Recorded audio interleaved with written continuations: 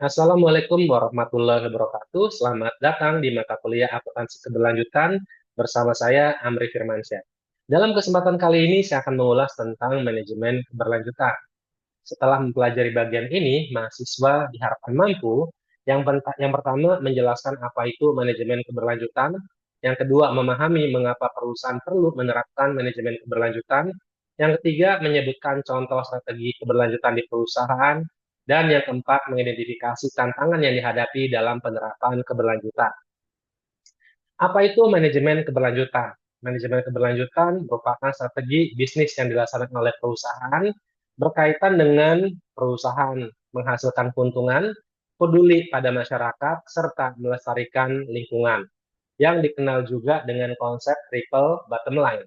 Jadi perusahaan bukan hanya mencari keuntungan saja, tetapi juga bertanggung jawab secara sosial dan lingkungan.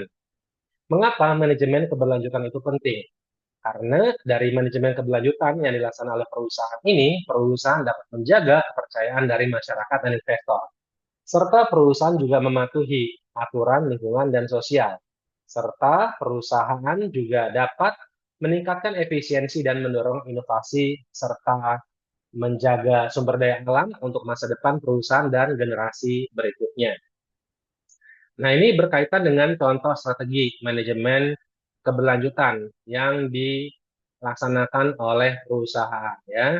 Yang pertama adalah daur ulang bahan baku untuk mengurangi sampah, kemudian menggunakan energi terbarukan seperti tenaga surya dan angin, menghemat penggunaan air dan listrik dengan teknologi efisien, serta menyusun laporan keberlanjutan untuk transparansi kepada publik.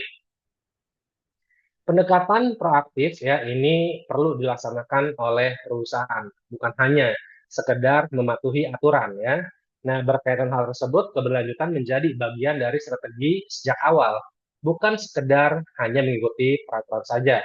Kemudian perusahaan juga perlu mencari solusi yang ramah lingkungan dan inovatif, tidak menunggu ditegur oleh regulator, tapi bertindak terlebih dahulu ya. Contohnya adalah penggunaan kendaraan operasional ya yang menggunakan kendaraan listrik.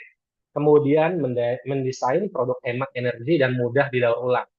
Kemudian menerapkan ekonomi sirkular di mana perusahaan perlu ya memastikan bahwa produk yang dihasilkan ini juga bisa dipakai ulang, diperbaiki serta didaur ulang ya.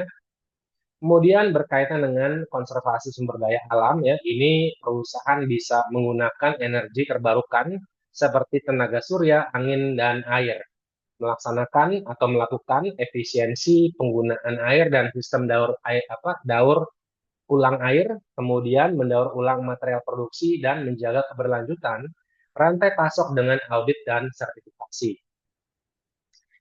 Nah, penerapan keberlanjutan tidak lepas dari tantangan itu sendiri ya. Nah, beberapa tantangan di dalamnya, yang pertama adalah biaya awal yang tinggi, misalnya investasi panel surya. Kemudian aturan ataupun regulasi berbeda di tiap wilayah. Kemudian karyawan atau manajemen belum semua sepakat berkaitan dengan penerapan keberlanjutan dalam perusahaan. Nah, biasanya perusahaan memfokuskan ya tujuan jangka pendek, ingin cepat untuk mendapatkan keuntungan, padahal keberlanjutan membutuhkan proses dan waktu. Jadi, berkaitan dengan kunci sukses dari manajemen keberlanjutan, bahwa manajemen keberlanjutan ini harus dianggap sebagai investasi jangka panjang, bukan sebagai biaya. Kemudian, untuk bisa menerapkan keberlanjutan, perusahaan perlu melibatkan semua pihak, yaitu adalah manajemen, karyawan, pemasok, serta pelanggan. Perusahaan juga perlu menggunakan teknologi untuk melaksanakan efisiensi dan inovasi, serta melaporkan hasil keberlanjutan dalam satu laporan ya secara transparan dan konsisten. Nah, demikian saya sampaikan ya. Terima kasih atas perhatiannya. Saya akhiri. Assalamualaikum warahmatullahi wabarakatuh.